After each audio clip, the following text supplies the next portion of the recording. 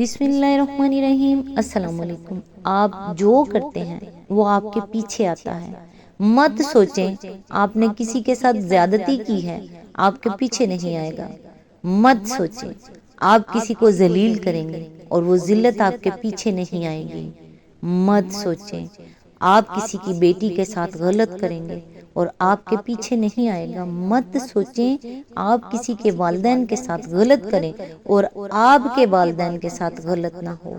مت سوچیں آپ کسی کے گھر میں لڑائیاں کروائیں گے اور آپ کے گھر میں نہیں ہوگی۔ کسی کو درد دے کے آپ سکون سے رہیں گے کیا؟ آپ جو کرتے ہیں وہ آپ کے پیچھے پیچھے آتا ہے۔ آپ بھول سکتے ہیں مگر خدا نہیں بھول سکتا، وہ بھولتا بھی نہیں۔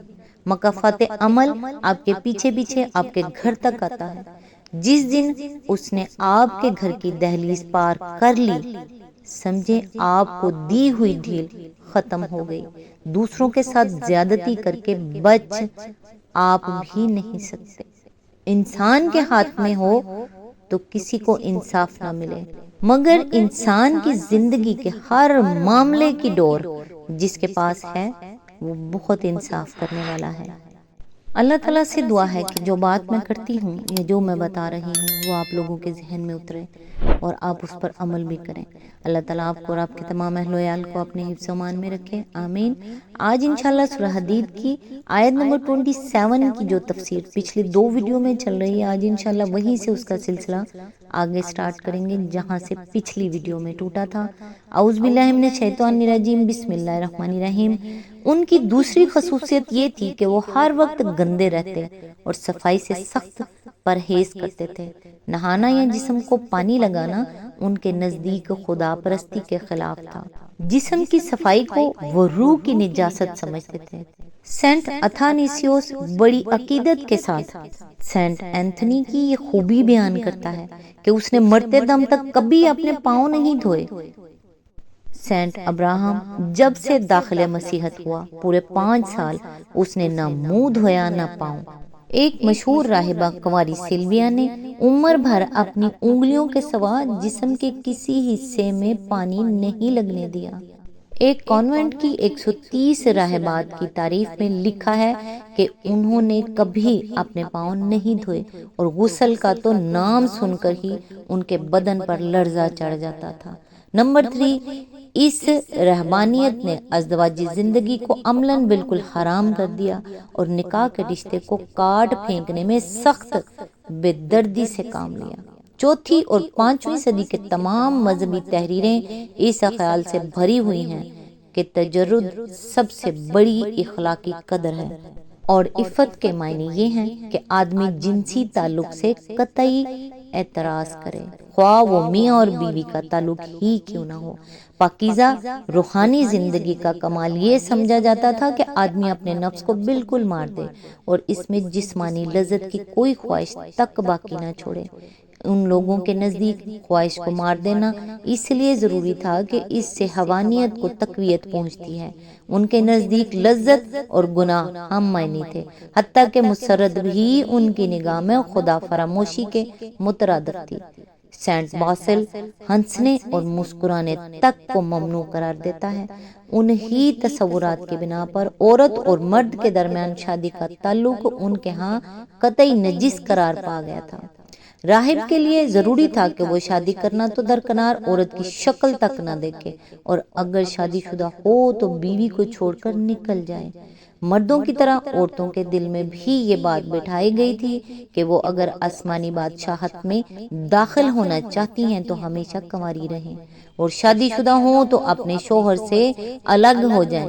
سینٹ جیروم جیسا ممتاز مسیحی عالم کہتا ہے کہ جو عورت مسیح کی خاطر راہبہ بن کر ساری عمر کنواری رہے وہ مسیح کی دلہن ہے اور اس عورت کی ماں کو خدا یعنی مسیح کی ساس، mother in law of God ہونے کا شرف حاصل ہے۔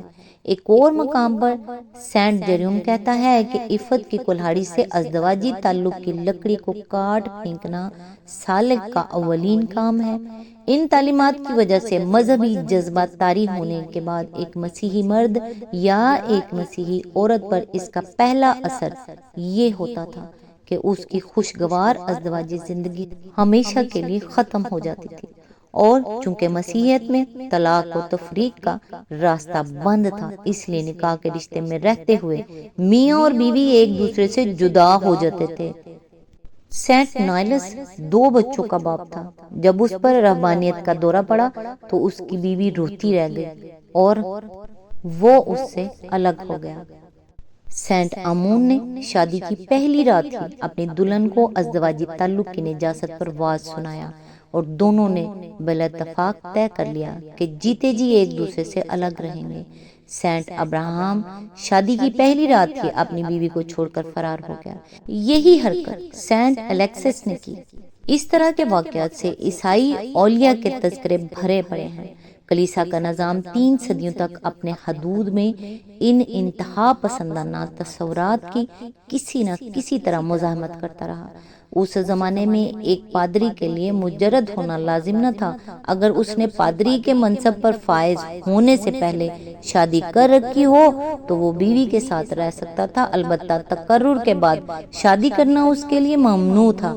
نیز کسی ایسے شخص کو پادری مقرر نہیں کیا جا سکتا تھا جس نے کسی بیوہ یا مطلقہ سے شادی کی ہو، یا جس کی 2 بیویاں ہوں، یا جس کے گھر میں لونڈی ہو۔ رفتہ رفتہ 4 صدی میں یہ خیال پوری طرح زور پکڑ گیا کہ جو شخص کلیسا میں مذہبی خدمات انجام دیتا ہو اس کے لیے شادی شدہ ہونا بڑی گھناؤنی بات ہے۔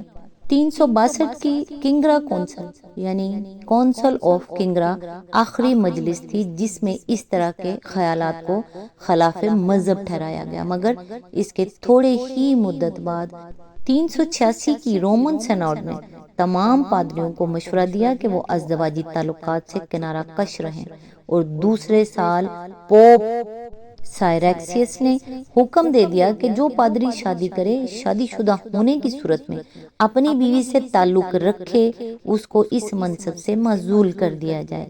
سینٹ جیروم، سینٹ ایمبروز اور سینٹ آگسٹائن جیسے اکابر علماء نے بڑے زور و شور سے اس فیصلے کی حمایت کی، اور تھوڑی سی مزاحمت کے بعد مغربی کلیسا میں یہ پوری شدت کے ساتھ نافذ ہو گیا۔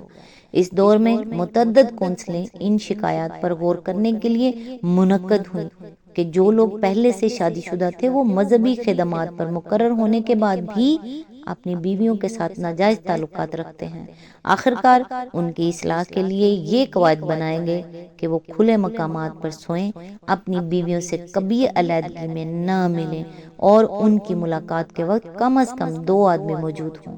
سینٹ گریگری ایک پادری کی تعریف میں لکھتا ہے کہ 40 سال تک وہ اپنی بیوی سے الگ رہا، حتیٰ کہ مرتے وقت جب اس کی بیوی اس کے قریب گئی تو اس نے کہا، عورت دور ہٹ جا۔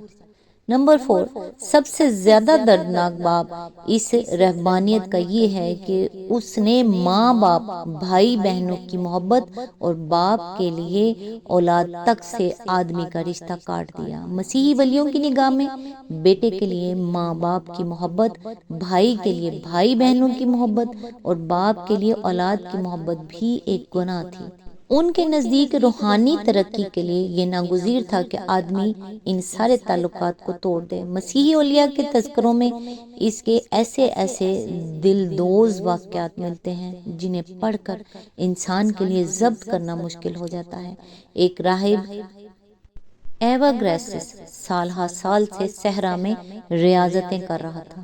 ایک روز یکایک اس کے پاس اس کی ماں اور اس کے باغ کے خطوط پہنچے جو برسوں سے اس کی جدائی میں تڑپ رہے تھے۔